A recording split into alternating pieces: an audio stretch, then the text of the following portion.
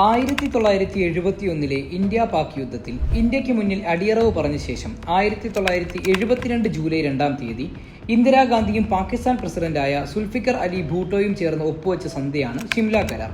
ഇന്ത്യക്ക് കാശ്മീർ അടക്കം എന്ത് നിബന്ധനകളും മുന്നോട്ട് വയ്ക്കാവുന്ന സാഹചര്യം ഉണ്ടായിരുന്നിട്ടും അതിനൊന്നും മുതിരാതെ സമാധാനപരമായ രീതിയിൽ കാര്യങ്ങൾ പര്യവസാനിപ്പിക്കാൻ വേണ്ട കാര്യങ്ങൾ മാത്രമായിരുന്നു ഇന്ത്യ അന്ന് സ്വീകരിച്ചത്.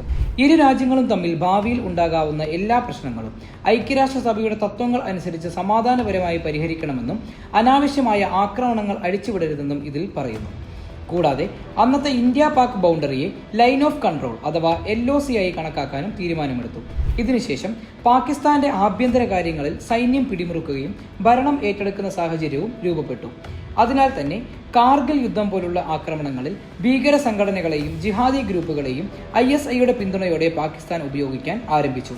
ഇതാണ് ഉറി, പത്താൻകോട്ട്, പഹൽഗാൻ തുടങ്ങിയ ഭീകരാക്രമണങ്ങളുടെ ശൈലിയിലും നമുക്ക് കാണാനായി സാധിച്ചത്. പാകിസ്ഥാൻ സ്വമേധയാ ഷിംല കരാറിൽ നിന്ന് പിൻവാങ്ങിയ സ്ഥിതിക്ക് ഇന്ത്യ ഈ അവസരം എങ്ങനെയായിരിക്കും വിനിയോഗിക്കുക എന്ന് വരും ദിവസങ്ങളിൽ നമുക്ക് കാണാം.